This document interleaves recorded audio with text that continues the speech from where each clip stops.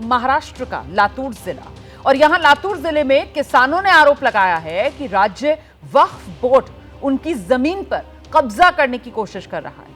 दरअसल करीब 300 एकड़ जमीन पर दावे का यह मामला है, महाराष्ट्र स्टेट वक्फ ट्रिब्यूनल में चल रहा है। इस संबंध में बोर्ड ने लातूर के 103 किसानों को नोटिस भेजा है।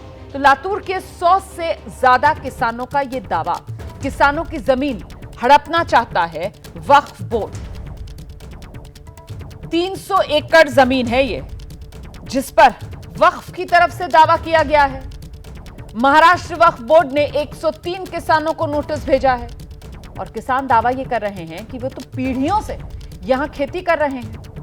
वक्फ बोर्ड तर्क दे रहा है किसानों की नहीं, ये संपत्ति तो वक्फ की है। इस बीच राजनीतिक बयान भी आ गए। एआईएमआईएम का दावा है वक्फ की संपत्ति उसे वापस की जाए। असदुद्दीन ओवैसी की पार्टी की तरफ से यह बयान दिया गया है कि वक्फ की जमीन है और वक्फ को वापस दी जाए।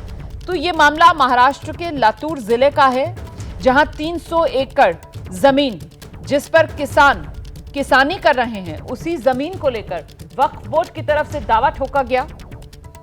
103 किसानों को बाकायदा नोटिस भेज दिया गया, जिसके बाद किसान कह रहे हैं कि हम तो पीढ़ियों से इस जमीन पर खेती कर रहे हैं।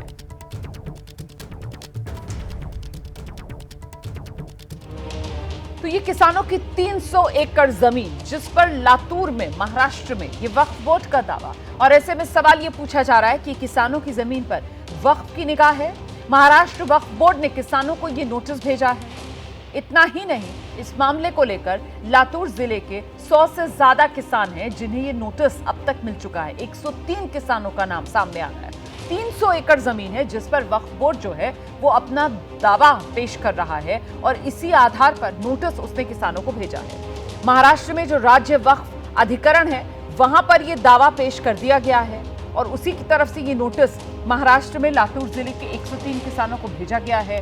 300 एकड़ की ये पूरी जमीन, जिसको लेकर वक्फ बोर्ड की तरफ से बड़ा दावा किया गया है।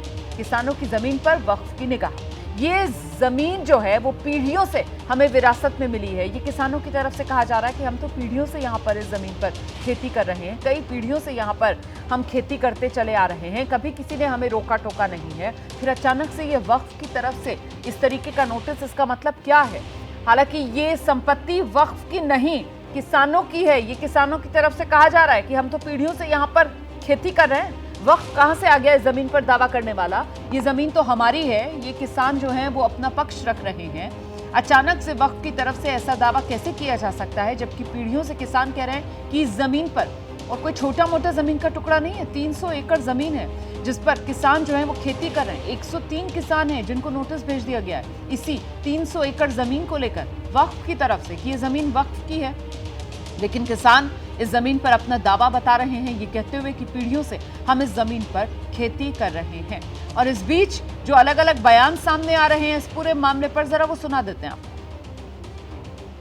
2 महिन्यापूर्वी मिळालेल्या नोटीस आहेत। हे प्रकरण आहे वक्फ बोर्डाचं। वक्फ बोर्डाने 103 लोकांवर केसेस केलेले आहेत आणि ते म्हणजे आणि 103 जणांच्या 300 एकर जवळपास 300 एकर जमीन आहे। वक्फ बोर्डाचं म्हणणं आहे की बाबा ही जमीन आम्ही ह्यांना खाण्यासाठी दिल्या होत्या, त्यांनी आम्हाला जमिनी परत कराव्या आता, म्हणून त्यांनी दावा दाखल केलेला आहे। या दाव्या संदर्भात सगळे नागरिक, गावातले नागरिक परेशान आहेतच। 2-2 एकर जमिनी, त्याच्यामध्ये जर हे वक्फ बोर्डाने जर मध्ये पाय मारला तर काय करायचं?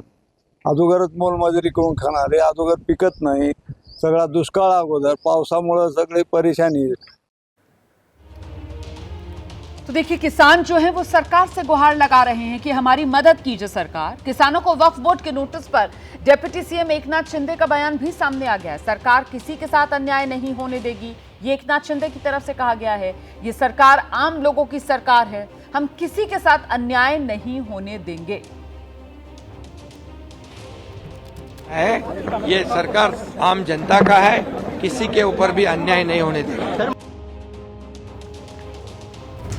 तो महाराष्ट्र के डिप्टी सीएम है एकनाथ शिंदे, वो कह रहे हैं कि ये सरकार जो है वो आम लोगों की सरकार है और किसी भी व्यक्ति के साथ हम अन्याय नहीं होने देंगे, इंसाफ होकर रहेगा। ये भरोसा सरकार की तरफ से, एकनाथ शिंदे की तरफ से दिया जा रहा है। लेकिन मामला जो है वो पेचीदा है। मामला जो है अब वो सियासी तौर पर भी गर्माता हुआ नजर आ रहा है। एक तरफ सरकार है जो भरोसा दिला रही है कि किसी के साथ अन्याय नहीं होगा, दूसरी तरफ AIMIM जो है वो खुलकर वक्फ बोर्ड के साथ खड़ी हुई नजर आ रही है।